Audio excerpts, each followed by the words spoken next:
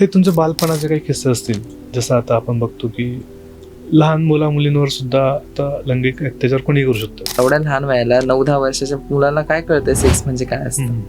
की आता आम्हाला मोठं होऊन डॉक्टर बनायचंय, इंजिनियर बनायचंय. असं कुठलाही मुलगा असं नाही म्हणत की मला मोठं होऊन साडी घालायची.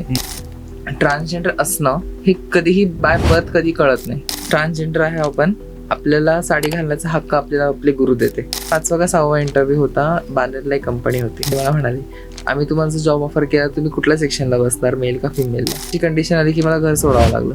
भरपूर ट्रान्सजेंडर्स सिग्नल्स वरती मागतात. माझ्यासोबत पण असे झालेत गोष्टी. त्यांचं मन असतं तुम्ही तुमच्याकडे एवढे हातपाय चांगले आहेत, तुम्ही एवढे ठणठणीत आहेत, भर ढाकट आहेत एकदम, तुम्ही जॉब का करत नाही असं. पण जॉब करण्यासाठी तुम्ही जॉब दिला तर पाहिजे ना.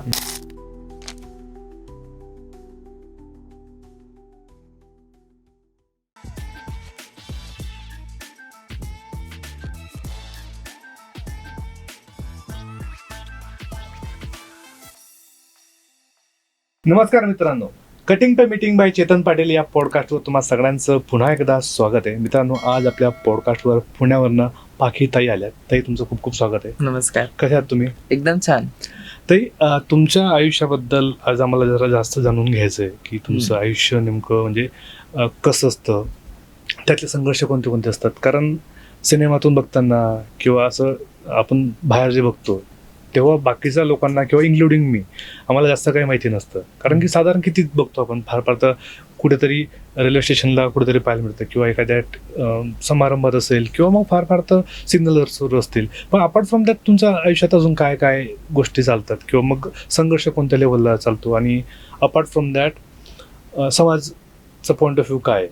तर ही सुरुवात करायच्या आधी मला असं एक जाणून घ्यायचं की तुमच्या बालपणापासून तुम्ही सुरुवात करावी असं मला वाटतं. ओके. नमस्कार, माझं नाव पाखी मंदार गुरु. माझा जन्म सातारा इथे झाला, सिटीमध्ये प्रॉपर. आणि त्यानंतर ना पुण्यातच स्थायिक झाले. आई वडील, माझा बारका भाऊ आहे आणि माझ्या आई वडील आहेत. ओके. असं आमचं चौघांचं कुटुंब. आमच्या कुटुंबामध्ये आमचे आजी आजोबा सुद्धा होते. आता ते 5वे झाले. ओके. ठीक आहे. लहानपणापासून जसं मुलं म्हणतात की आता आम्हाला मोठं होऊन डॉक्टर बनायचंय, इंजिनियर बनायचंय. असं कुठलाही मुलगा असं नाही म्हणत की मला मोठं होऊन साडी घालायची. ठीक आहे. हे बाय बर्थ असतं. ओके. खूप जणांची अशी कॉन्सेप्ट असते की मुलं मोठी झाली की त्यांना जर संगत जर वेगळी भेटली, जर हिजड्यांसोबत फिरले की ते साड्या घालतात, असं खूप जणांची मान्यता आहे. ओके. पण हे असं नसतं. हे बाय बर्थच असतं. तुमचं हॉर्मोन्स त्याच्यामध्ये सगळ्यात जास्त मेन रोल ते प्ले करतं. अच्छा. जसं की ट्रान्सजेंडर असणं हे कधीही बाय बर्थ कधी कळत नाही. ओके. जेव्हा ते आपण वयात येतो, जसं की आपण म्हणतो मुलगी शाणी झाली, मुलाला मिशा फुटल्या की मुलगा शाणा झाला असं म्हणतो. पण ट्रान्सजेंडर आहे ते त्यावेळेतच कळतं. पण त्याचं आपण जे समाजाला सांगण्याची जी पद्धत असते ती भरपूर वेळा ट्रान्सजेंडर्सला कळतच नाही की आपण हे कसं सांगू शकत नाही ना की आपण पुरुष आहे, सगळे आपल्याला पुरुष म्हणतायत, तो पोरगा आहे. पण आपण हे कसं सांगू शकतो की मला साडी घालायची आहे, ओके, मला बाईसारखं नटायचंय, मला बाईसारखं राहायचंय, माझं जे आत्मातून माझं जे आवाज आहे तो बाईसारखा आहे, माझे फिलिंग्स जे आहेत ते बाईसारखे. ओके. हे आपण कसं सांगणार समाजाला? आपल्या आई वडिलांना सांगितलं ते पण असं म्हणतील की हे काय बावटांनी बोलतोय असं. तर लहानपणापासून शाळेला वगैरे जायचं, आपली जी बॉडी लँग्वेज आहे ते म्हणजे ऑब्व्हियसली आपण फिमेल्स सारखीच असते, चालणं, बोलणं, वागणं.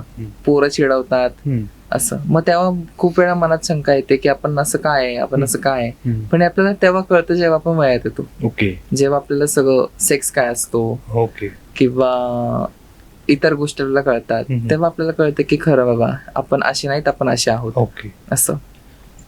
त्यानंतर ना जेव्हा 10वीत गेले, 10वीत गेल्यानंतर ना मला म्हणजे जेव्हा कळायला लागलं की हळूहळू जेव्हा आपण सायन्स सब्जेक्ट मध्ये शिकतो की मेल कसा असतो, फिमेल कसा असतो, म्हणजे माझी बॉडी तर मेलची आहे पण माझा जो सोल आहे तो फिमेलचा आहे. मग आता आपण ह्याला काय म्हणायचं?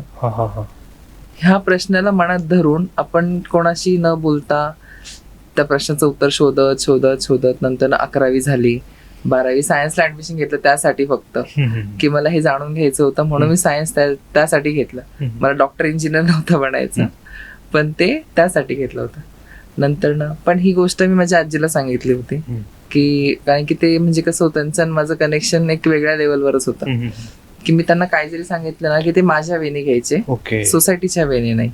असं तुला काय वाटतंय हेच असतं महत्वाचं. हे खरंच खूप महत्वाचं आहे, कारण खरं पाहिजे गेलं तर आजी आजोबा जास्त जुन्या विचारांचे असतात. हो त्यांनी हे ऐकून घेणं हे खरंच मोठी गोष्ट आहे. हो, कारण की आपण आपल्या आयुष्यात असं एक व्यक्ती असावा ना की आपण जर त्याला सांगितलं तर तो आपल्याला आपलं ऐकून घेईल, जज नाही करणार. आपल्या ती ऑब्जेक्शन घेऊन आपल्याला जज नाही हम्म. करणार असं. तर 11वी झाली, 12वीत आले, 12वीत आल्यानंतर सायन्समध्ये आले. मग सगळं शिकायला भेटलं सायन्समध्ये, रिप्रोडक्शन काय असतं, हम्म. कसं बाळ होतात, हे सगळं कळलं. म्हणलं हे तर माझ्यातलं तर काहीच नाहीये, हे असं मी काहीच परफॉर्मच करू शकत नाही ऍज अ मेल म्हणून. मग आता काय, मग ट्रान्सजेंडर आहे हे तर मला तेव्हा माझी ओळख पडली की बाबा Okay. आपण असे आहोत. हम्म.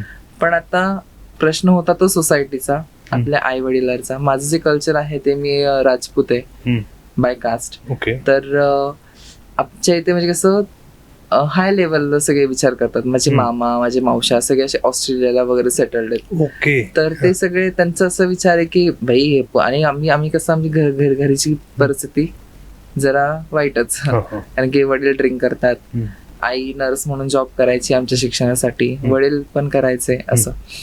पण आम्ही त्यांचं ते स्वप्न होतं की आपली पोरं मोठी झाली की आपल्याला पण त्या लेवलवरती नेऊन ठेवतील. पण आपण असे आहोत ह्या गोष्टीचा आपण त्यांच्याकडे कधी उल्लेखच करू शकलो नाही ना, की आईला आपण सांगू शकलो नाही की आई मला असं नाही, मला शर्ट पॅन्ट नाही आवडत. पप्पांच्या समोर मी कधी कपडे बदलले नाही आजपर्यंत. बापरे.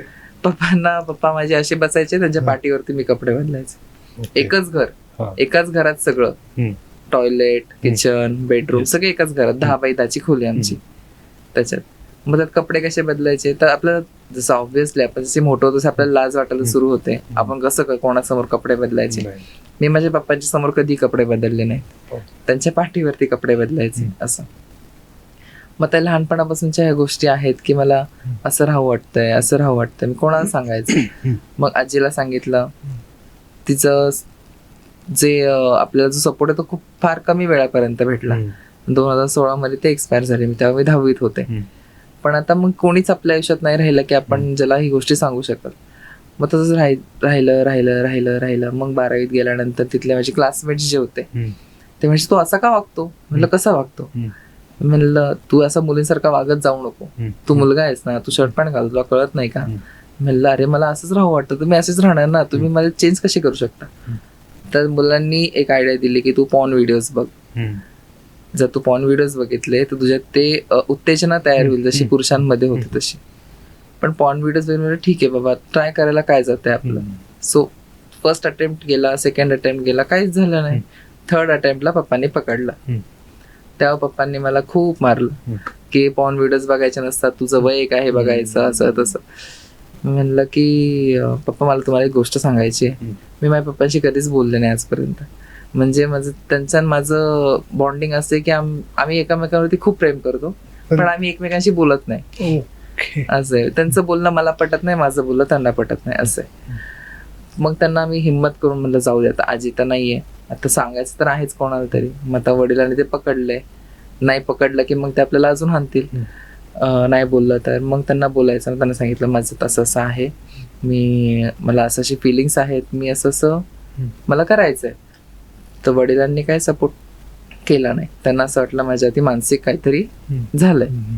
त्यांनी मला खूप वेगवेगळ्या दवाखान्यांमध्ये घेऊन गेले, ॲलोपॅथी, आयुर्वेदिक, होमिओपॅथी सगळं ट्राय करून झालं, फरक काय झाला नाही.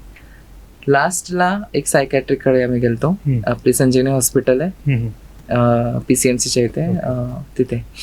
तर तिथे गेल्यानंतर त्यांनी सांगितलं की हे काय आजार नाहीये, सायकोलॉजीमध्ये पण एक ट्रान्सजेंडर असणं हे आता आम्ही सायकोलॉजिकली काही काय म्हणतात त्याला कमी असं नाही म्हणू शकत आपण. हे बाय बर्थच असतं आपल्या आतमध्ये, फक्त ते कळतं उशिरा असे. बाय बर्थ फक्त एवढंच कळतं की तुम्ही मेल आहेत किंवा फिमेल आहेत, त्यानंतर तुम्ही तुमचं लाईफ स्टार्ट करता.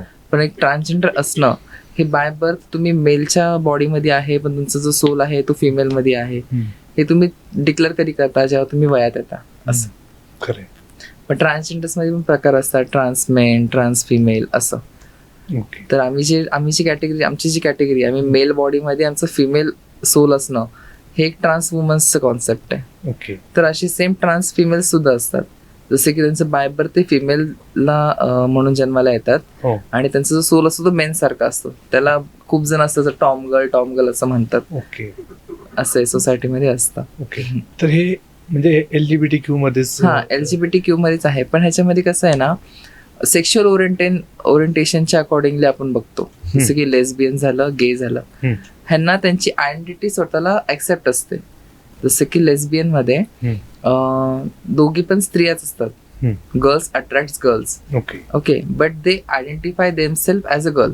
ओके. बॉडीज त्यांची गर्ल्सची Okay. असते. त्यांच्यात सेक्शुअल इंटरॅक्शन होतात का नाही होतात ते आपल्याला माहित नाही.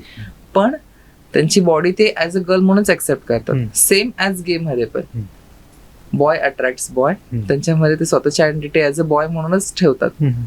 ते बियर ठेवतात, त्यांचं शर्ट पॅन्ट घालतात, त्यांचं जे काय रुटीन आहे डेली रुटीन ते ऍज अ बॉय म्हणूनच म्हणजे असतं. समोरून पाहिल्यावर तुम्ही ओळखू नाही शकत की guess तुम्ही ते करू गे शकत आहे नाही. का कोण आहे असं. ओके असं. आणि बायसेक्शुअल असे असतात की ते मोस्टली मेन्सच असतात बायसेक्शुअल, ज्यांचं ओरिएंटेशन गर्ल्स कडे पण असतं आणि बॉयज कडे पण असतं. Okay. It is like that. आणि ट्रान्सजेंडर जी अशी आहे की ती स्वतःची आयडेंटिटीसाठी खूप स्ट्रगल करावं लागतं. ओके. की तुम्ही जे आहेत ते क्रॉस आहे सगळं म्हणजे उलट आहे. हा, तुम्ही तुमची बॉडी चुकलेली आहे. तुम्ही मेलच्या बॉडीमध्ये आला, तुमची जी सोल आहे ती फिमेल आहे. ओके. तुमचं जे काय तुमची जी रुटीन आहे ते तुम्हाला ऍज अ फिमेल म्हणून तुम्हाला तुमचं जीवन घालवायचंय, पण तुमची बॉडी ती सपोर्ट नाही करत आहे. असं. आणि सोसायटी हा एक खूप मोठा भाग आहे त्या गोष्टीचा की तुम्ही ट्रान्सजेंडर्स कडनं जे बघण्याचा जो दृष्टिकोन आहे तो चुकीचा आहे. ओके. आता म्हणजे मग आता हे ट्रान्सजेंडर मध्ये सेक्शुअल ओरिएंटेशन कोणत्या साईड नसतं? मेल साईड नसतं का फिमेल साईड नसतं? तसं नाही का म्हणू शकत neutral? आपण. तसं नाही म्हणू शकत. बघा आता जसं की मी सांगितलं, ट्रान्सजेंडर्स मध्ये एक ट्रान्स वुमन असतं आणि ट्रान्स मेन हा. असतं. ट्रान्स वुमन म्हणजे आम्ही लोक मेल बॉडीमध्ये जन्माला येऊन फिमेल सोल असणं, ह्याला ट्रान्स वुमन म्हणतात. मग ट्रान्स वुमन मेन साठी अट्रॅक्शन फील करते. मेनसाठी अट्रॅक्शन फील करतात. ओके. आणि ट्रान्स मेन जे असतात ना ते फिमेल बॉडीमध्ये जन्माला येऊन मेन सोल असणं आणि त्यांचं जे अट्रॅक्शन असतं टुवर्ड्स गर्ल्स असतं. ओके. असं. आता मी काल परवा माझ्या एक फ्रेंड कडनं असंच गप्पा चालू होत्या. एक कन्सेप्ट ऐकला, म्हणजे ऑब्व्हियसली तो आधीपासून होता पण मला माहिती नव्हता. एसेक्शुअल. एसेक्शुअल इज त्याला दॅट. सेक्सच नको आहे आयुष्यात. हो, सेक्स नको आहे, त्यांची ती इच्छाच होत नाही. हा, मी ऐकलं असं असतं आणि द्या कम्प्लिटली नॉर्मल. हा, आणि मला असं आहे. आणि म्हटलं, असू शकतं या गोष्टी. असू ते पण LGBT कम्युनिटीचाच एक भाग आहे असेक्शुअल असणं. असं. मग त्यानंतर मग फॅमिलीचा पॉइंट ऑफ व्ह्यू काय होता की ऍक्सेप्टन्स आलं का? नाही, अजून तरी नाही. माझे वडील अजूनही ऍक्सेप्ट करत नाहीयेत त्या गोष्टींना. आई फोनवर बोलते वगैरे, सगळं ठीक आहे. म्हणजे तुम्ही तुमचं घर सोडलं मग? मी घर सोडलं. का सोडायला लागलं म्हणजे काय? म्हणजे ऑप्शन होता ना दुसरा माझ्याकडे. जेव्हा मी हे करत होते, म्हणजे जेव्हा जे हॉस्पिटल्स अँड ऑल दॅट जे सिनॅरिओ जो चालू होता तेव्हा मी आय थिंक मी डिग्रीला होते तेव्हा. हो, डिग्रीलाच होते. असं. मी 12वी नंतर डिप्लोमा केला ENTC इंजिनिअरिंग मध्ये आणि त्यानंतर बॅचलर्स ऑफ इंजिनिअरिंग मध्ये ऍडमिशन घेतलं आणि मग तिथे थर्ड इयरला असताना हे सगळ्या गोष्टी झाल्या माझ्यासोबत. असं. आणि मग त्यानंतर कॉलेजमध्ये पण सेम हाच विषय. पण आता तेव्हा मी कॉलेजला जात नव्हते. त्यात मग जेव्हा मी डिप्लोमा पास आउट झाले तेव्हा माझ्या आईला पॅरालिसिस झाला. तर जे घर होतं ते पूर्णपणे बसलं, कारण की पप्पांच्या एकट्याच्या ह्याच्यावरती घर चालणं अशक्य होतं. माझं कॉलेज, माझ्या कॉलेजची फी, माझा बारका भाऊ त्याच्या कॉलेजची फी, असं. तर मग मी तेव्हा जॉब करायचे. तर मी तेव्हा आपलं कुमार पॅसिफिक मॉल आहे तिथे मी कामाला होते. तर मग तिथं मी फुल टाइम जॉब करून मी कॉलेज बंक करायचे आणि जॉब करायचे. आणि जे काय एक्झामच्या वेळेसच फक्त कॉलेज जायचे. तिथल्या मी टीचर्सला पण असंच सांगितलेलं होतं. तर तेवढं तिथून सपोर्ट भेटला. असं. मग कॉलेजला जाणं फार कमी असं. मग त्यांच्या कॉन्टॅक्ट मध्ये येणंच नाही ना, त्यांना कळणार कसं मी काय आहे ते. बरोबर. असं त्यांच्यामध्ये येणारं कॉन्टॅक्ट थोडं कमीच.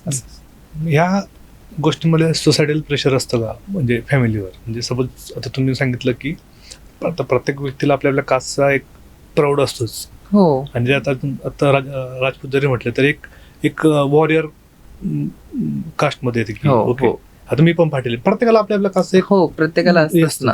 तर ते सोसायटल प्रेशर होतं का? असतं का की अरे तुमच्या घरात लाईक सगळ्यांनाच असं वाटतं ना की आता जे सोसायटीचं जे रुटीन आहे त्यांचं म्हणणं कसं असतं, पोरं मोठी झाली, त्यांचं शिक्षण झालं, त्यांना चांगला जॉब भेटावा, त्यांचं लग्न व्हावं, त्यांचा संसार पुढे चालावा, त्यांना लेकरं बाळ व्हावं.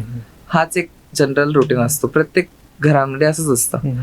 पण हा रुटीन चेंज होतो आमच्यामुळे, कारण की आम्ही आमच्या अस्तित्वासाठी स्ट्रगल करतोय.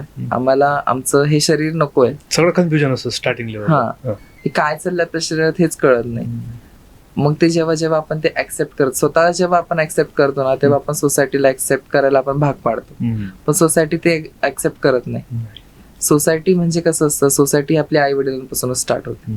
स्वतःपासून ही सोसायटी घरच्यांनी ऍक्सेप्ट केलं की तर मग ते बाहेरपर्यंत. घरचे ऍक्सेप्ट करणं हे नंतरची गोष्ट आहे. म्हणजे कसं आपण स्वतःला जर पहिलं ऍक्सेप्ट केलं तर घरचे आपल्याला ऍक्सेप्ट करू शकतील. पण घरचे ऍक्सेप्ट तेव्हा करतील. पण सोसायटी अशी गोष्ट आहे की त्या घरच्यांना ती गोष्ट विसरून देत नाही. प्रत्येक वेळेस म्हणजे का ग तुझ्या पोरांनी साडी घातली असं म्हणतात. तू तर त्यांना एवढं शिकवलंस, त्यांना एवढं पुढं केलंस, त्यांच्यासाठी किती कष्ट घेतले, आबरू गेली, हे गेलं वगैरे. हे सगळे मग इमोशनल ब्लॅकमेलिंग सुरू होतं असं. आणि मग त्याचा पण त्या फेज मधून जो गेलाय त्याच्या मनाची कोणी विचारच करत नाहीये ना. करत नाही. आणि ऍट द एंड मग परत लोक तेच म्हणतील घरचे की मग बारका भावाचं लग्न होणार नाही, किंवा मग ते पण बोलतात साइड अँगल त्याला कोण पोरगी देणार. ते म्हणतील तुझ्या मोठ्या भावाने असं केलं, ह्याच्यात पण काहीतरी फॉल्ट असेल असं बोलतात. असं पण होऊ शकतं. बोलायचं म्हणलं की खूप काही लोक बोलू शकतात, पण जे ऍक्च्युअल फेस करतंय त्यालाच त्या गोष्टीचं गांभीर्य माहिती असतं. खरंय. ते तुमच्या बालपणाचे काही किस्से असतील, जसं आता आपण बघतो की लहान मुलींवर सुद्धा आता लैंगिक अत्याचार कोणी करू शकतं. आणि खरं पाहायला गेलं ना तर घरची व्यक्ती जास्त इन्व्हॉल्व असते, कारण बाहेरच्या व्यक्तींकडे आपण लहान मुलं काही देत नाही.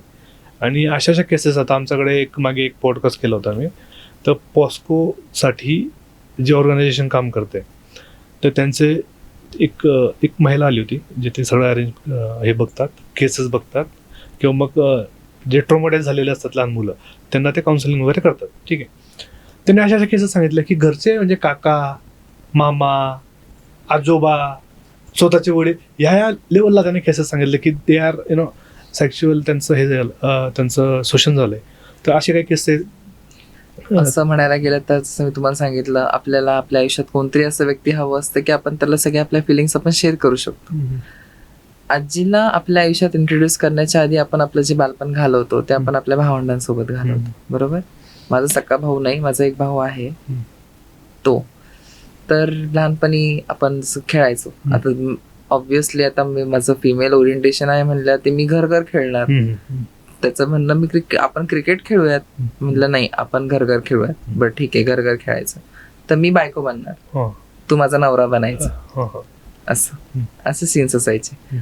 सीन्स असल्यानंतर ना झालं सगळं झालं. तर त्याला ह्या गोष्टी कुठून कळल्या ह्या माहित नाही. सेक्शुअली झाल्या सगळ्या गोष्टी नंतर ना. पण आता मला हे कळायला तयार नाही की आपलं झालं काय नक्की, कारण की एवढ्या लहान वयाला 9-10 वर्षाच्या मुलाला काय कळतंय सेक्स म्हणजे काय असतं, नाही माहिती ना. आणि आमची बॉडी पण ती फिमेल बॉडी नाहीये की आम्ही ते सेक्स फोर्स आम्ही सहन करू शकतो, असं आहे.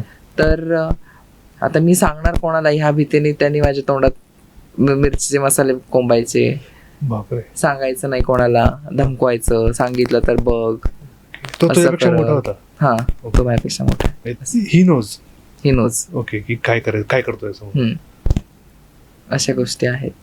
त्याचं झालं. मग फॅमिलीचं नाही, म्हणजे मग त्यापासून मग मी कोणाला सांगायचं बंद करून टाकलं की आपण जर सांगितलं तर आपला यूज करतील. हे हुशार मी लहानपणापासून घरच्या तू खूप हुशार आहे असं. पण माझी हुशारी माझ्याच वाईटावरती कधी उठली हेच कळलं नाही ना. एवढं शिकून सवरून सुद्धा शेवटी मागायलाच जावं लागतं.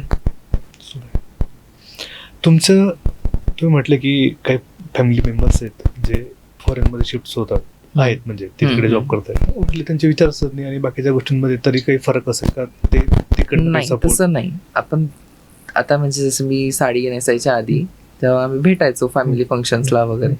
त्यांच्या बोलण्या चालण्यावर मला असं वाटायचं की बापरे, हे एवढं शिकलेले आहेत, हे एवढे छान सेटल्ड आहेत, वेल एज्युकेटेड आहेत, त्यांचं राहणीमान पण किती भारी असेल बाबा, किती पॉश आहे हे लोक, आपण पण असं कधीतरी राहूयात असं आपल्या मनात येतं विचार, नाही का. आपण ऑब्व्हियसली आपण जेव्हा समोरच्या व्यक्तीला बघतो आपल्याला वाटतं आपल्या आयुष्यात पण अशा गोष्टी घडाव्यात, त्यात काय वाईट नाही असं आहे.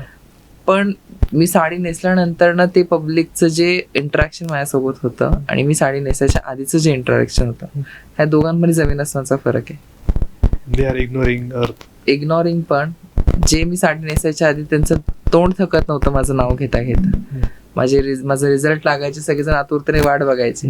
माझा रिझल्ट लागणार उद्या, तर आधीपासूनच ग्रुपवरती मेसेजेस, कधी लागणार आहे रिझल्ट, काय रिझल्ट लागला, आधीपासून मेसेजेस असं. आणि जेव्हा माझं ग्रॅज्युएशन कम्प्लीट झालं तेव्हा रिझल्ट लागला, तर भरपूर जणांनी कौतुक केलं, सगळं झालं. बाई फर्स्ट क्लासमध्ये पास झालं. माझ्या मम्मीचं नाव घेतलं, माझ्या मम्मीला पण कॉंग्रॅच्युलेशन म्हणलं की तुझ्या कष्टामुळे तुझं पोरग एवढं शिकलं असं. पण जसं मी साडी नेसली आणि ही गोष्ट त्यांच्यापर्यंत पोहोचली, त्यांनी सगळ्यांचा दृष्टिकोनच चेंज झाला. म्हणजे फक्त एक साडी नेसल्यामुळे नाते एवढे बदलतात हे मी स्वतःहून अनुभवलंय. असं आहे.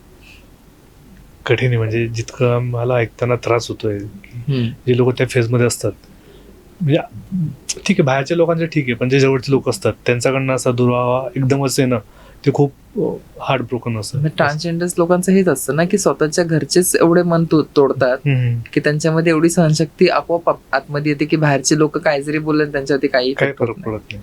घरच्यांनीच एवढं आपलं मन दुखवलेलं असतं की बाहेरच्यांकडनं आपण अपेक्षाच करू शकत नाही ना. खरंय. असं आहे.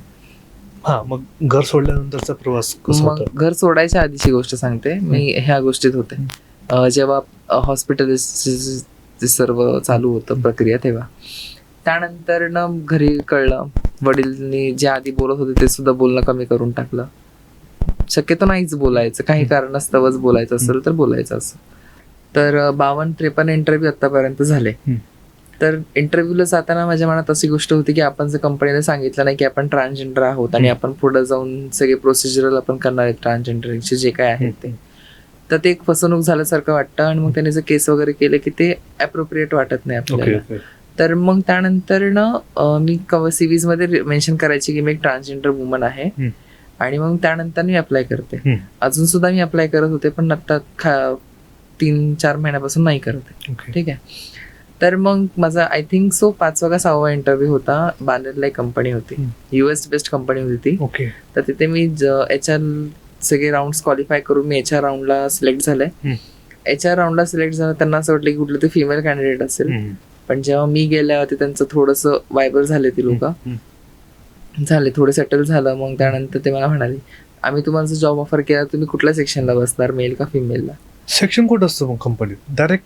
मी हेच क्वेश्चन विचारले की कंपनी कुठल्याही प्रोजेक्टला जर काम करतेय तर त्याला सेक्शन वाईज नसतं ना, तुम्ही ॲज अ टीम वर्क म्हणून काम करता. आणि मी त्या टीमचा भाग बनायचा आहे. तर तुम्ही मला असं कसं म्हणू शकता की मेल किंवा फिमेल? इव्हन दो माझ्या कंपनीत एकच वॉशरूम होतं, हो, कॉमन डायरेक्ट मेल फिमेल दोघांसाठी. तर असं सेक्शन तर तिकडे पण नसतो बऱ्याच ठिकाणी. असं आहे. तर हे आर्ग्युमेंट झाले. मग त्यांना विचारलं की तुम्ही तर तुमच्या कंपनीच्या पॉलिसीमध्ये लिहिलंय की we provide equal gender opportunity and all that. ते म्हणते ते आमच्या कंपनीचे फक्त दाखवायचे रूल्स आहेत, पण आम्ही कोणी फॉलो करत नाही. म्हणजे तुम्ही धडधडीत सांगताय मला. तर मला हो, सगळ्या कंपनीचं असंच असतं, दाखवायचे दात वेगळे आणि खायचे दात वेगळे असतात. म्हणलं बाई ते तुमचं तुम्हाला माहिती. म्हणलं मग मी माझ्या ओरिजिनल लँग्वेजवर आले. मग आता एवढं मी डिसेंटली चांगलं बोलत होते तुमच्याशी, तुम्ही ते नाही फॉलो करत, माझ्याशी नाही बोलत, मी पण तुमच्याशी तसं नाही बोलू शकत म्हटलं. मग त्यानंतर ना त्यांनी हे केलं की त्यांनी मला एक म्हणजे क्रॉस केलं की ते म्हणले की तुमच्यासारखे लोक जर काम करायला लागले तर आम्हाला तर घरी बसावं लागेल. म्हणलं हे तुम्ही सांगायची गरज नाही. म्हणलं मला हे तुम्हाला पोलिस सांगतील. म्हणलं मी जेव्हा इथून जाईल ना तेव्हा पोलिस सांगतील. आता त्याच्याचा जॉब गेलाय, पण पोलीस पण तेवढे सहकार्य केलं त्यांनी. पण त्यानंतर पण मी थोडं 2 महिने जरा स्टेबल झाले, नॉर्मलला आले. नंतर परत नव्याने जॉब शोधायला सुरू केलं. भरपूर वेळेस मग जसं मग ऑफलाईन व्हिजिट देण्यापेक्षा मी ऑनलाईन मग अपना ऍप वगैरे जे असतात ना, जे जॉब पोर्टल्स असतात त्याच्यावरती मी अप्लाय करायचे किंवा कंपनीच्या ह्याच्यावरती. पण अनफॉर्च्युनेटली कुठेही नाही झालं अजूनपर्यंत तरी. तर मग मी ते सोडून दिलं. मग साईड बाय साईड ते करत असताना अचानक माझ्या अशी कंडिशन आली की मला घर सोडावं लागलं.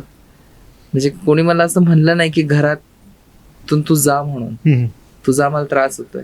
आणि कोणी म्हणलं सुद्धा नाही की तू या घरात थांब म्हणून. म्हणजे ना घर का ना घाट का अशी माझी अवस्था झाली होती. आता माझ्या पाठीवरती भाऊ मोठा, त्याचं टाटा मोटर्स मध्ये इंटर्नशिप चालू होती, पेड इंटर्नशिप.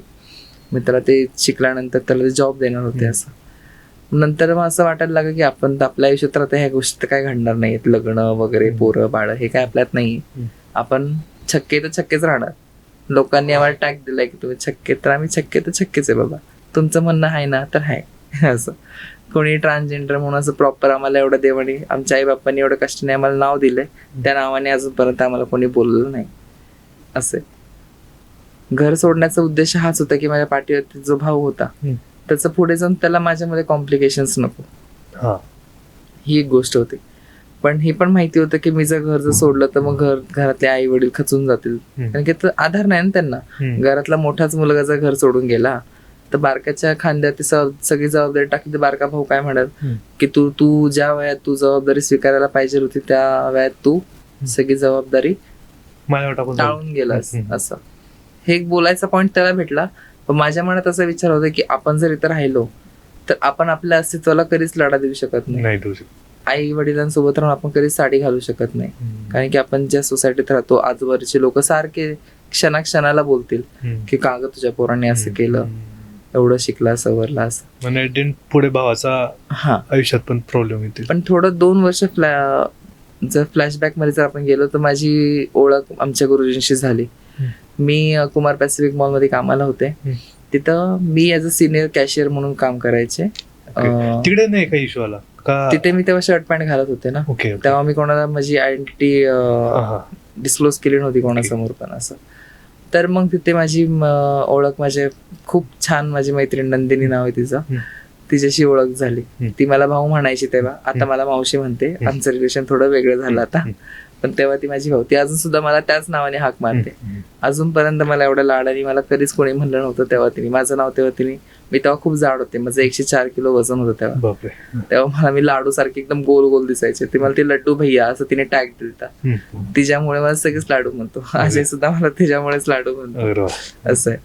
तर आमचं बॉन्डिंग इतकं क्लोज झालं, पण तिला माझ्याशी बोलताना असं कधीच फील नाही झालं, कारण की ती त्याच बॅकग्राऊंड मधून आलेली. तिची आई जी आहे तिचे गुरु, तिच्या आईचे गुरु म्हणजे ते माझे गुरु आहेत असं.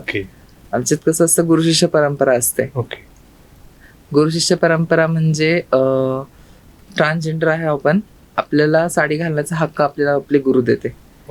जी सोसायटीने नाही दिलं ते आपले गुरु देते. त्या गुरुच्या नावावरती आपण साडी घालतो, त्या गुरुच्या नावावरती आपण खातो पितो, हे सगळं आपल्या गुरुमुळे.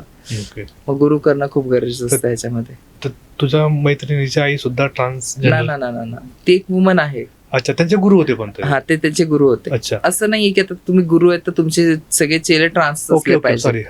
तुम्ही मेल पण असू शकता, फिमेल पण असू शकता. ते एक धार्मिक वे, जसं अजय करतो तसं. तर आमच्या गुरुंशी मी यायचे जायचे, त्यांच्याशी बोलायचे वगैरे. मग त्यांच्यापाशी मी व्यक्त व्हायचे. हळूहळू त्यांचा स्वभाव मला पटायला लागला, त्यांच्या गोष्टी मला पटायला लागल्या. त्यांचा स्ट्रगल माझ्यापेक्षा किती भयंकर होता ते त्यांनी सांगितलं. असं म्हणलं आपल्याला ह्या व्यक्तीपेक्षा अजून चांगली व्यक्ती नाही भेटू शकत आपल्या आयुष्यात आज गुरु म्हणून, किंवा सहकार्य जसं आपण म्हणतो ना, आपलं कॉपरेट करते आपल्याला, असं अशी व्यक्ती आपल्या आयुष्यात नाही भेटू शकत. कारण की माझ्या आजी नंतरची व्यक्ती हीच मला अशी वाटली की जी आपण जिच्यापेक्षा आपण व्यक्त होऊ शकतो असं. मग मी त्यांच्यापाशी 2 वर्ष येत जात राहिले. आमच्याकडे देवाचं खूप मोठं लग्न असतं वर्षातून एकदा. मी लग्नाला जायचे त्यांच्या इथे मदतीला वगैरे, ह्याला त्याला, अमावस्या पौर्णिमेच्या पूजेला असं. आता घर सोडलं तर मी माझी विमलची बॅग माहिती आहे तुम्हाला? हा, त्याच्यामध्ये माझी पुस्तकं भरले. मी पुस्तकं सोडली नाहीत अजूनपर्यंत. माझी पुस्तकं अजून माझ्या घरी पडले डिग्रीचे. माझी पुस्तकं, माझे फक्त 2च जोड कपडे, फक्त टी शर्ट आणि पॅन्ट्स जे डेली वेअरचे असतात तेवढं घेऊन मी तेवढ्या ह्याच्यावरती मी घर सोडलं. माझ्याकडे काही बॅकअप नव्हता, ना बँकेत पैसे होते ना काय होतं. माझ्या डोक्यात विचार सुद्धा नव्हता की आपण कुठं जाऊ. मग अचानक मी बस स्टॉपवरती आले, मला गुरूंचा अचानकपणे फोन आला. ते पण एक योगायोगच म्हणायचा की मी घर सोडलंय. मी गुरूंना सांगितलं नाही मी घर सोडलंय म्हणून. तर गुरु म्हणले कुठे आहेस तू, आपली पूजा आहे उद्या. म्हणलं गुरु मी असं नाही का घरातून पळून आले. म्हणलं ती कुठे आहे तू आता? म्हणलं येतं बस स्टॉपवरती. ते म्हणजे तू घरी ये पहिले. म्हणलं कशी येऊ? ते म्हणले बसनी आहे. असे म्हणले. मग घरी गेले, त्यांनी थोडं मला सेटल केलं. ते म्हणते हे सगळ्या बाबतीत असं होतं, सगळ्यांना घर सोडावंच लागतं शेवटी. ही सोसायटी अशी गोष्ट आहे की तुम्हाला ती गोष्ट तुम्हाला ऍक्सेप्ट नाही करून देत असं आहे. मग तुम्हाला, आणि कधीतरी ट्रान्सजेंडर म्हणलं तिथं आयडेंटिटीसाठी सगळ्यात मोठा लढा त्यांच्या आयडेंटिटीसाठी असतो की तुम्ही जे आहात, तुमचं अस्तित्व जे आहे ते स्वीकारण्यासाठी त्यांची धडपड असते. आमची जी असते ते तुम्ही सोसायटी आम्ही त्या सोबत तुम्ही आम्हाला नाही स्वीकारू शकत नाही का? असं आहे. मग तिथं गेले, तिथं राहिले 1-2 दिवस. मग आमचं सगळं जे प्रोसेस होते की शिष्य बनवायची, त्यांनी ती प्रोसेस केली, मला शिष्य बनवून घेतलं. मग तिथून माझं रुटीन सुरू आहे. पण ते आयुष्यात आल्यापासून माझं जीवन जे तेव्हा होतं त्याच्यापेक्षा 10 पटीने आता चांगलं आहे. चांगलं आहे. असं आहे. आता म्हणजे आता नेमकं तुमचं म्हणजे दिनचर्या कशी असते, किंवा तुम्ही आता तुम्हाला जॉब तर job तर अनफॉर्च्युनेटली नाही, मी दिला नाही, मागायला जाते. तर मग नेमकं काय प्रोसेस कशी असते तुमची? प्रोसेस म्हणजे कसं असतं, गुरुशिष्य परंपरा जशी असते, गुरु केल्यावरती आपण तसं म्हणतो की आता आजकाल तुम्ही बघता सगळेच गुरु झालेत आता. शिष्य कोणाला बनायचंच नाहीये. असं आज सगळ्यांना गुरुच बनायचंय. आम्ही गुरु आहे, मी गुरु आहे, मी गुरु आहे. पण तुम्हाला गुरु कोणापासून भेटतं? तुमच्या गुरुपासून तुम्हाला गुरुत्व भेटतं. असं असतं आहे ना. तुम्हाला गुरुचा अर्थच कळत नाही असं मला वाटतं. जोपर्यंत तुम्ही प्रॉपर शिष्य बनू शकत नाही, तुम्ही नंतर गुरु बनू शकत नाही असं मला वाटतं. आणि दिनचर्या जर तुम्ही म्हणाल तर दिनचर्या म्हणजे कसं असतं, मागायला जाते मी, घरातली कामं करायलाच लागतात, घरातली कामं करते, मागायला जाते, मागून येते, तेच रुटीन सुरू असतं. हे चालू असताना साइड बाय साइड आमचं देवाचं पण असतं, आम्ही देवाचं पण करतो. आमच्या घरात 3 मंदिर आहेत, त्या 3 मंदिरांचं आम्ही सगळं करतो. असं आता ही सगळी जी स्टोरी तुम्ही जी सांगितली ती सोसायटीचा याच्यात नसते, किंवा कोणी ऐकून घ्यायचं मनस्थितीत नसतं की हे तुमचं आयुष्य आहे बाबा, तुम्ही जगा. आता याच्यामध्ये 2 गोष्टी असतात. एक म्हणजे आता मागे एक सिनेमा आला होता ताली म्हणून, टाली सुषमा स्वराज, सुष्मिता सेन. तर तुम्ही पाहिला असेल कदाचित. हो, बघितलं. तर किती रिलेट केलं तुम्ही त्याच्यासोबत? तिथं रिलेट करण्यासाठी एक गोष्ट मी सांगू इच्छिते की तुम्ही जे वेब सिरीज करता, जे पिक्चर्स करता ना, त्याच्यामध्ये जे तुम्ही कॅरेक्टर्स जे प्ले करतात त्याच मेल किंवा फिमेल असतात. ते तुम्ही त्या ट्रान्सजेंडर्सचं जे दुःख असतं, जे फिलिंग्स असतात, ते तुम्ही एक्सप्रेस नाही करू शकत, कारण की तुम्ही ते कधी फील केलेलं नसतं. जो ट्रान्सजेंडर व्यक्ती त्या गोष्टी फील करतो तोच त्या गोष्टींना एक्सप्रेस करू शकतो. असं असतं. तुम्ही किती जरी खूप मोठे ऍक्टर्स जरी असले, मला त्यांच्या ऍक्टिंग बद्दल काय बोलायचं नाही, त्यांनी खूप छान केलं सगळ्या गोष्टी. जे काय त्यांना डायरेक्शन दिलं त्यांच्या डायरेक्टर्सनी, खूप छान त्यांनी केला. पण कुठेतरी ना ते राहतच की तुम्ही ते नाही, जे नाही दाखवायला पाहिजे त्या गोष्टी त्यात दाखवल्या, जे दाखवायला पाहिजे त्या गोष्टी त्यात नाही दाखवल्या. अशा काय आहेत, मिसलीड्स आहेत. बरोबर. असं हे माझं वैयक्तिक मत आहे. माझं पण नाही, पण म्हणजे त्यांनी अपार्ट फ्रॉम दॅट सोसायटीचा जो पॉइंट ऑफ व्ह्यू मांडला, किंवा स्वतः जे जसं उभं राहिलं आणि हक्क घेतला. आता आधी तुम्हाला वोटर कार्डवर हे नव्हतं, हक्क नव्हतं. अशाच काही आंदोलनामधून किंवा रिप्रेझेंटेटिव्ह बनले ज्यांनी तुम्हाला ऍटलिस्ट तो मतदानाचा हक्क दिला. म्हणजे मतदानाचा हक्क आमच्यासाठी कॉमन आहे की मी 18 वर्ष झालं की माझं कार्ड घरी बसलं येईल, ते तुमच्यासाठी कॉमन. तुम्हाला ते हिसकावून घ्यायला लागलं तर कारण का बरं? तुमचं अस्तित्व आहे. मतदान म्हणजे काउंट आहे, काउंट म्हणजे एक नंबर म्हणजे तुमचं अस्तित्व आहे. आणि अगेन पॉलिटिकल एक डिजिट तयार होतो एक कुठेतरी की अरे ही कम्युनिटीचं इतकं वोट आहे आणि ते इफेक्ट पाडू शकतं निवडणुकीत. तर ते आणण्यासाठी तुम्हाला खूप स्ट्रगल त्या ठिकाणी मिळालं. आणि ते आल्यानंतर गोष्टी सुधारल्यात का ते मला माहिती नाही. सुधारल्यात का नाही सुधारल्यात ह्याचं उत्तर आम्ही अजून शोधतोय. लोक म्हणतात सुधारल्यात, पण ते आम्हाला दिसत नाहीयेत. मग त्यात एक तर त्यांच्या बोलण्यात खोटेपणा आहे किंवा आमच्या नजरेत दोष आहे.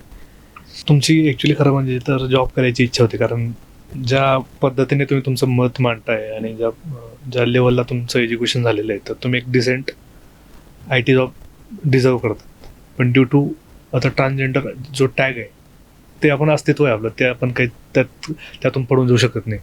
आणि ह्या गोष्टीमध्ये जॉब नाकारणं, ऍक्च्युली जॉब हे स्किलचा पार्ट आहे, अटायरचा पार्ट नाहीच आहे की आतून तू काय कोण काय फील करतंय वगैरे वगैरे. तर मग यात काय वाटतं तुम्हाला, काय बदल व्हायला पाहिजे? बदल म्हणला की पहिली गोष्ट ऍक्सेप्टन्सवर नसते. म्हणजे कसं असतं तुम्हाला सांगते, सोसायटी म्हणते की आता जसं मी भरपूर ट्रान्सजेंडर्स सिग्नल्स वरती मागतात. माझ्यासोबत पण असे झालेत गोष्टी. त्यांचं मन असतं तुम्ही तुमच्याकडे एवढे हातपाय चांगले, तुम्ही एवढे ठणठणीत आहेत, भर ढाकट आहेत एकदम, तुम्ही जॉब का करत नाही असं. पण जॉब करण्यासाठी तुम्ही जॉब दिला तर पाहिजे ना. हे PMC मध्ये जॉब आता दिले ट्रान्सजेंडर्स लोकांना की तुम्ही सगळ्यांना तुम्ही ॲज अ सिक्युरिटी गार्ड मध्ये भरती करताय असं. पण तुम्ही त्यांचे क्वालिफिकेशन्स बघितले का? मान्य करते की आमचे ट्रान्सजेंडर्स लोक जास्त शिकत नाहीत कारण की त्यांच्याकडे फॅमिली प्रेशर पण असतं आणि त्यांची शिकण्याची इच्छा पण मेलेली असते. पण जे आमच्यासारखे जे शिकलेले जे आहेत भरपूर ट्रान्सजेंडर्स आहेत आता आपल्या पुण्यात नाही, महाराष्ट्रात नाही, पूर्ण भारतामध्ये असे भरपूर ट्रान्सजेंडर्स लोक आहेत ज्यांचे शिक्षण खूप जास्त झालेले आहे. आता तर MPSC UPSC पर्यंत पोहोचलेत, त्या लेवलला ते काम करतात. एवढं सगळं करू सुद्धा मग ते गव्हर्नमेंट सेक्टर झालं ना. पण प्रायव्हेट प्रत्येक जणचं गव्हर्नमेंट सेक्टर नाही ना जाऊ शकत. पोलिसांमध्ये पण तुम्ही भरती देताय, पण तुम्ही प्रत्येक ट्रान्सजेंडरला सिलेक्ट करता का? तुम्ही स्पेशल कोटा अलॉट करता का ट्रान्सजेंडर्स लोकांना? नाही. तुम्ही त्यांचं मेरिट लावता फिमेल्स सोबत. ओके, असं आहे. असं आता जर काढलं असेल तर माहित नाही आपल्याला GR जर निघाला असेल ट्रान्सजेंडर साठीचं तर. पण आधी असं होतं की फिमेल्स सोबत कट ऑफ लावायचे. असं मी स्वतः MPSC चा फॉर्म भरला होता ग्रुप B साठी. त्याच्यामध्ये पण त्यांनी विचारलं होतं की तुमचं कट ऑफ जर फिमेल सोबत जर लावलं तर चालेल का? मी स्ट्रेटली नो म्हणलं. मग जर त्यांच्यासोबत झालं तर आमचं कट ऑफ लावणार तुम्ही कोणासोबत? असं आहे. ट्रान्सजेंडर्स लोकांचा काउंट कमी. सपोज 10 जागा असतील एखाद्या MPSC साठी, तुम्ही 10 पोस्ट जर असतील त्याच्यामध्ये तुम्ही जर 6 मेल्सला दिल्या, 9 जर फिमेल्सला दिल्या, 4 जर फिमेल्सला दिल्या आणि 1 जर ट्रान्सजेंडर्सला जर ठेवली तर काय प्रॉब्लेम असेल? हो ना. पण तुम्ही तसं नाही. तुम्ही काय म्हणणार ट्रान्सजेंडर्सचं काउंट कमी, ह्यांना नाही घेतलं तरी चालू शकतं. मेल्स आणि फिमेल्सचं काउंट आहे ना आपल्याकडे. असं.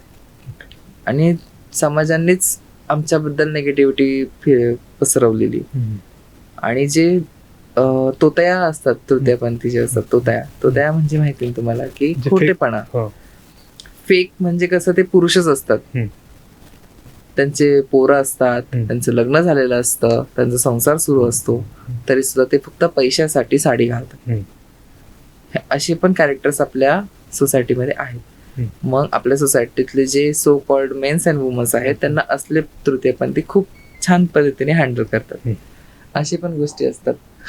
आता पण जे आमच्यासारखे आम्ही जो गरीब आम्ही म्हणलं ना आता आम्ही पैसे मागतो, आम्ही जर थँक्यू म्हणलं ना तर रिप्लाय पण देणार नाही. ओके, असं. आता इतकं एज्युकेशन झाल्यानंतर जेव्हा फर्स्ट टाइम तो अनुभव मला तुमच्याकडून ऐकायचा आहे, पहिल्यांदा पैसे मागणं, तर काय मनस्थिती काय होती तुमची? ह्याची खूप इंटरेस्टिंग स्टोरी आहे. माझी मोठी बहीण आहे जिच्यासोबत मी फर्स्ट टाइम मागायला गेलते. चंदननगर माहिती असतं ना तुम्हाला? चंदननगर मध्ये मागायला. तो दिवस होता मकर संक्रांतीचा. असा हे मागायचे, मी ह्यांच्या मागं असायचे. मला पुढे जायला खूप भीती वाटायची. म्हणलं बाई पुढे जायचं आणि समोरचा माणूस पटकन काहीतरी बोलला तर, अशी भीती मनात राहायची. पण जसं जसं माझी ताई त्यांच्याशी बोलायची, ते लोक ताईंशी बोलायचे, त्याच्याने म्हणलं नाही हे आपलं पण हे आपण करू शकतो ही गोष्ट. असं आहे. म्हणजे मागणं हे आम्ही स्वतःला भिकारी म्हणून कधीच मागत नाही. आम्ही स्वतःला सोसायटीमध्ये कधी भिकारी म्हणून जात नाही.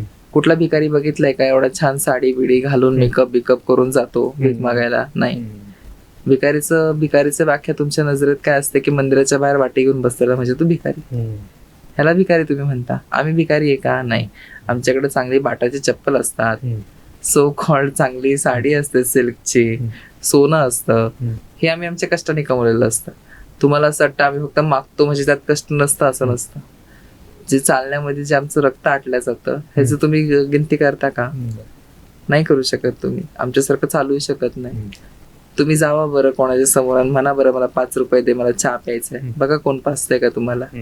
पण जर आम्ही जर म्हणलं आम्हाला भूक लागलाय, मला वडापाव खायचं, तर 10 जण येतील आम्हाला. तेवढं टाकत आहे आमच्या टाळीमध्ये. असं आहे. आणि बघतो आपण जसं तुम्ही म्हटलं की भिकाऱ्यांचं कसं असतं की ते रडगाणं करतील आणि ते मागे लागतील.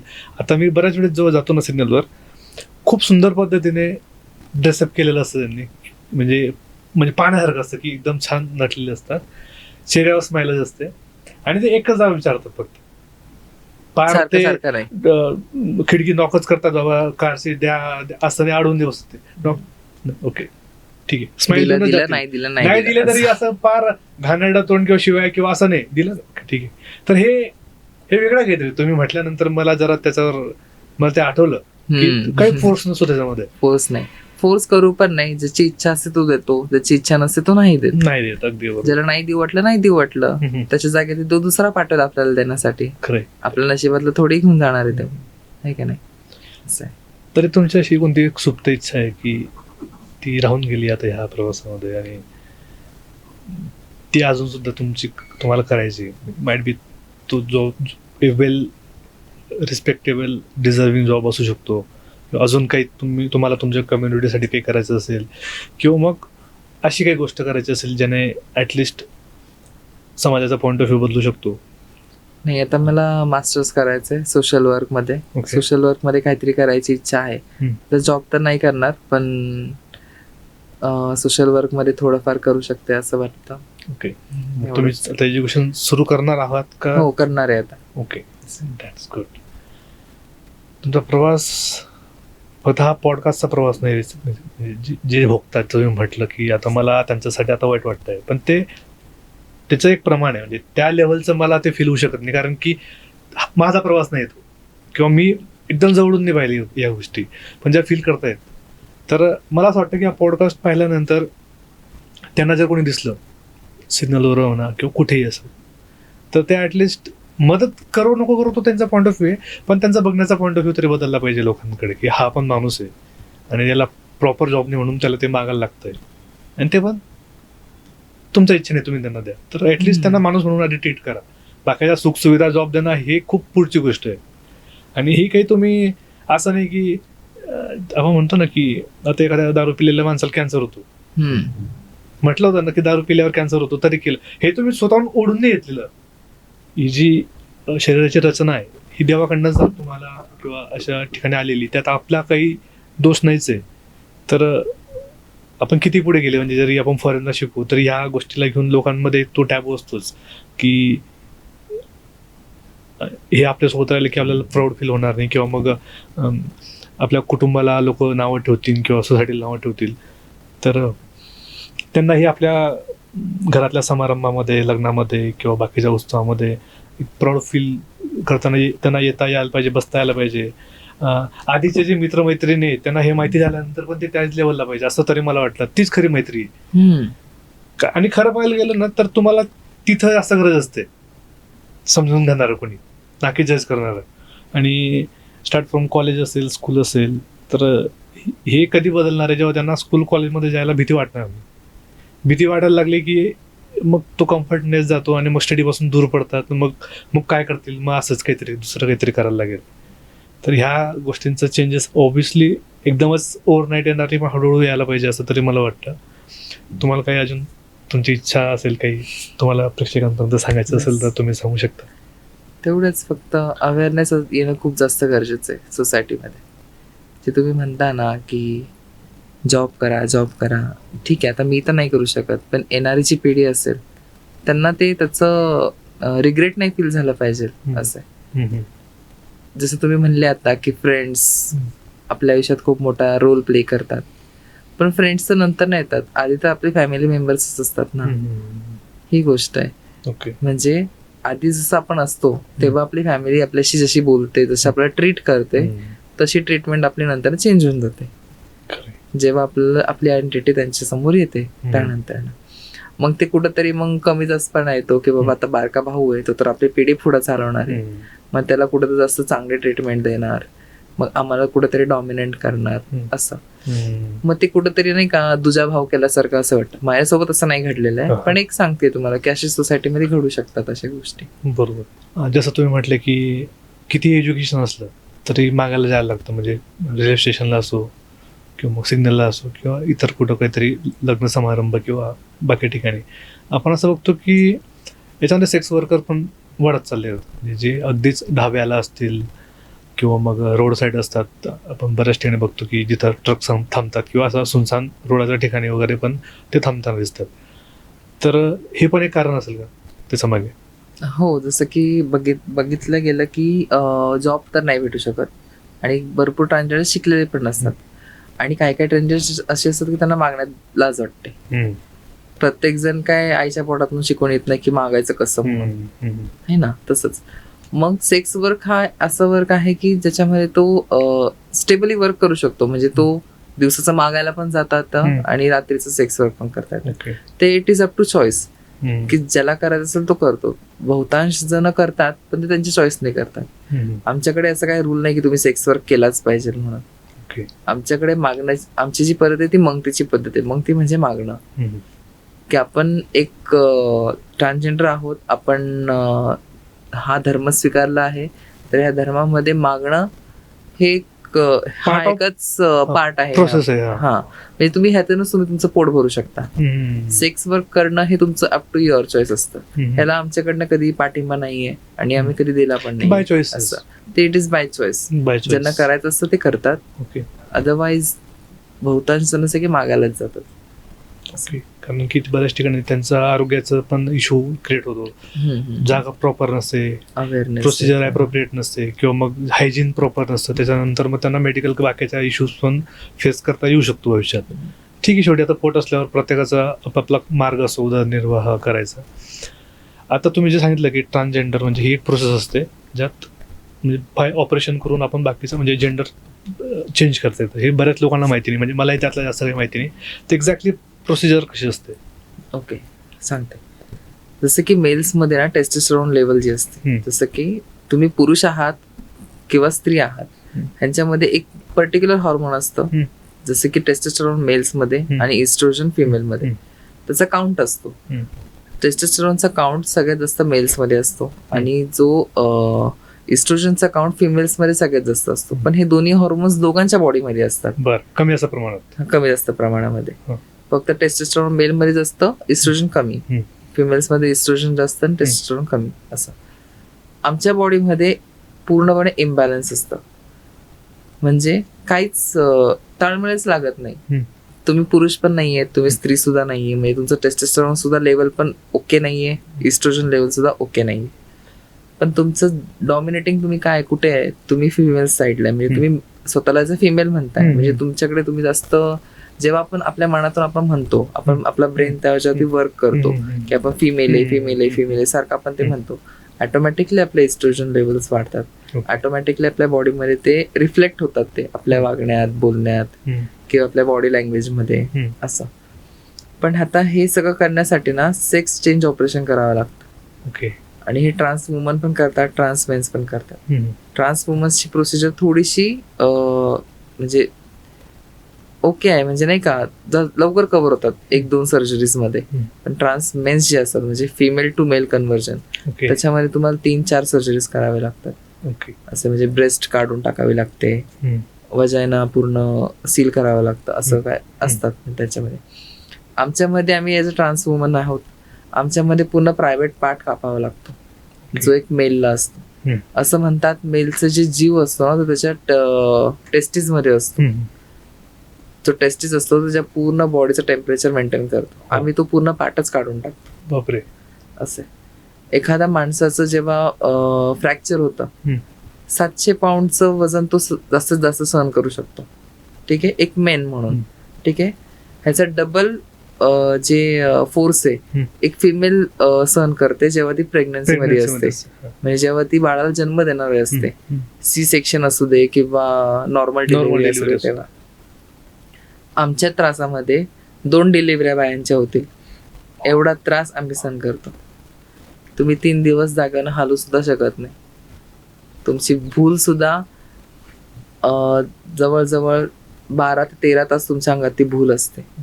तुम्हाला स्पायनल अनेस्थेशिया दिलेला असतो. स्पायनल अनेस्थेशिया अशी गोष्ट आहे की एकदा जर घेतला की त्याला मणक्याचा त्रास चालू होतो, पाठदुखी वगैरे चालू होतो, ते बंद नाही होत. म्हणून फिमेल्सला आपण बघतो ना, जसं की प्रेग्नन्सी मध्ये त्यांना अनेस्थेशिया देतात स्पायनल मध्ये, पण नंतर त्यांची बॉडी थोडी वीक होत जाते. मग ते हॉर्लिक्स प्यायला लागतं त्यांना स्वतःच्या इम्युनिटीसाठी. असं फिमेल्स नंतर त्यांचे मग ते बॉडीचा शेप चेंज होतो वगैरे, सगळे हॉर्मोनल इम्बॅलन्स असतात त्यांचे. नंतर जे मूड स्विंग वगैरे जे काय आहेत ते, मग ते जसं त्यांची मग तेव्हा पिरियड जायची वेळ येत असते ना, मग पिरियड जायच्या वेळेत येत असताना मग त्यांच्यात ते सगळे चेंजेस होत राहतात. पण आमचं असं नाहीये, आमच्यात पिरियड्सच येत नाही, आमच्याकडे फिमेल पार्ट नाहीये, आमच्याकडे कुठला पार्ट होता? Male part. मग आम्ही मेल पार्टला काढून आम्ही फिमेल पार्ट त्यात बसवू नाही शकत, पण जे काय आहे ना आम्ही ते कट करून ते सील करू शकतो. आमचे 36 नर्व्स आमचे तेव्हा डॅमेज होतात त्या सर्जरीमध्ये. ओके. आपल्या त्या पूर्ण जो तो रिप्रोडक्शनचा जो पार्ट आहे आपला मेल्सचा, त्याच्यामध्ये 36 नर्व्स असतात, ते सगळे तोडावे लागतात एक एक एक एक एक करून, असं आहे. आणि मग ते सर्जरी, मग ते आपल्याला लवकर जाणवत पण नाही असं.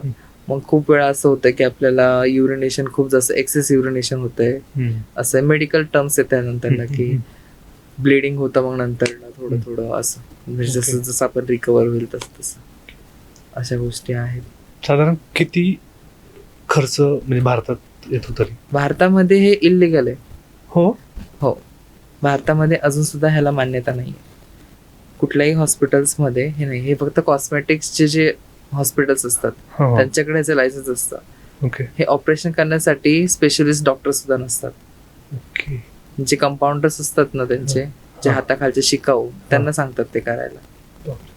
म्हणजे आम्ही अशा व्यक्तींच्या हातात आम्ही आमचा जीव देतो की त्याला त्याच्याबद्दल काही नॉलेजच नाहीये. असं आहे. त्यांना फक्त एवढं माहिती असते की हे कट करायचंय आणि फक्त स्टिचेस टाकायचे एवढंच. आम्ही ते स्टिचेस अंगावरती घेऊन आम्ही चालतो, दुसऱ्या दिवशी उठून आम्ही उभं राहतो. असं कठीण आहे. मग ह्या केसमध्ये ज्यांना फिमेल टू मेल व्हायचं असेल, मग त्यांचं फिमेल टू मेल होते, त्यांचे पिरियड्स नाही बंद होऊ शकत, कारण की ते आतमध्ये ओव्हरी आतमधल्या साईडला आहे. आय अग्री, बट जो फिमेल मेल पार्ट असतो तो रिप्लेस, मेल पार्ट नाही रिप्लेस. आम्हाला फिमेल पार्टही नसतो. आमच्यामध्ये काय आहे, तुम्ही कट केलं ना सगळं सील करून टाकायचं. फक्त युरिन फ्लो होण्यासाठी, एक पास होण्यासाठी एक छोटस ओपनिंग असतं, बाकी वजायना वगैरे असं काही नसतं. ओके. दोघांमध्ये जे आपण म्हणतो स्टार्टिंग फ्रॉम तुमचं मेंटल प्रिपरेशन चालू असेल जेव्हा आपण ऑपरेशन करायला जातो तेव्हा, म्हणजे आधीपासून मेडिसिन म्हणा किंवा बघ एक एक्सपर्ट लोकांसोबत तुमचं डिस्कशन होत असेल, जसं सायकॅट्रिस्ट असेल किंवा बाकीच्या गोष्टी ह्या होतात. सायकॅट्रिस्ट म्हणते कन्सल्टेशन आधी आमच्याकडे स्टॅम्प पेपरवरती लिहून घेतात त्यासाठी. हो, की तुम्ही जे काय तुम्ही सेक्सचा जो तुम्ही ऑपरेशन करताय, एक्सचेंज ऑपरेशन, ते तुम्ही तुमच्या स्वतःच्या संमतीने करताय.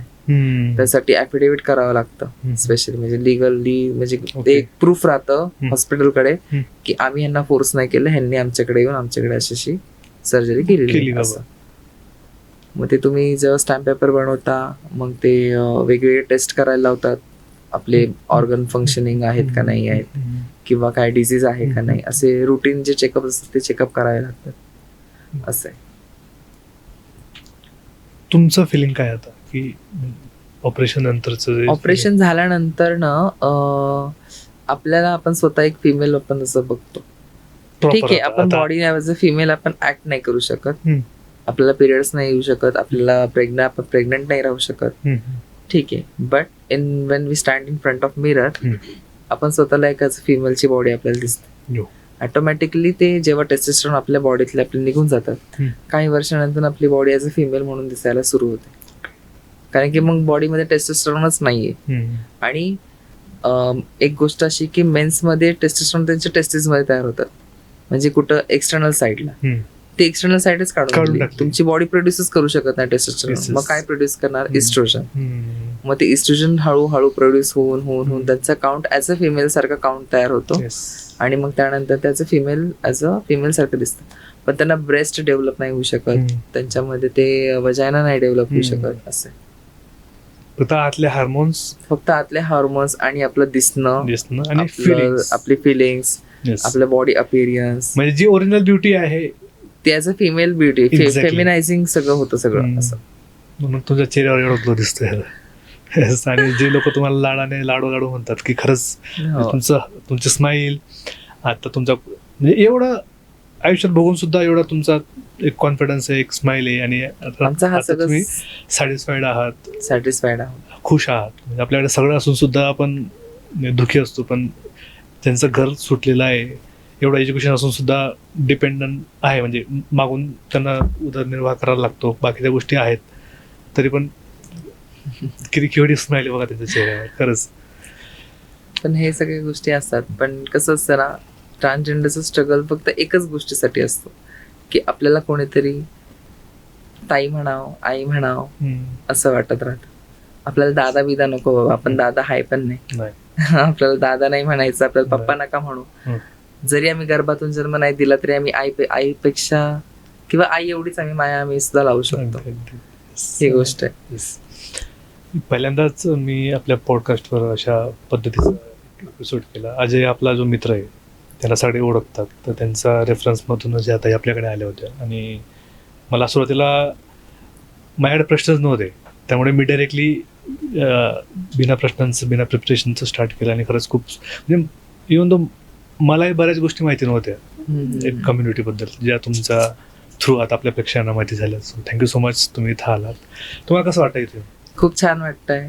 कुठेतरी आता म्हणजे आपल्या आयुष्यात जे व्यक्ती निघून गेल्या, जशी माझी आजी गेली, त्यानंतर तर गुरु तर आहेत, पण आता असं एक प्लॅटफॉर्म भेटलं की जिथून मी माझ्या फिलिंग्स, माझ्या गोष्टी मी सोसायटीला सांगू शकले. सोसायटीला कितपत कळतील किंवा कितपत ते घेऊ शकतील हे त्यांच्यावरती डिपेंड करतं. बट अपकमिंग जे पिढीज आहेत त्यांना ह्या सगळ्या गोष्टी फेस नाही करायला लागल्या पाहिजेत.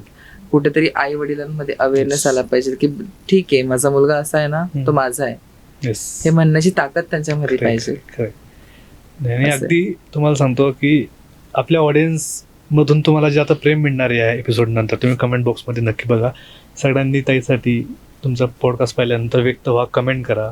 सगळ्या कमेंट्स ते रीड करणार आहेत आणि त्यांना आवडेल तुम्ही त्यांच्याबद्दल प्रेम व्यक्त केलेलं. तर डेफिनेटली त्यांना खूप समाधान वाटेल की लोकांपर्यंत त्यांची जी बाजू आहे, जे मत ते व्यक्त करतायत ते लोकांपर्यंत पोहोचतं हे त्यांना समजेल. सो प्लीज खाली कमेंट बॉक्समध्ये कमेंट करा. तुम्ही डेफिनेटली त्यांना रिप्लाय करा.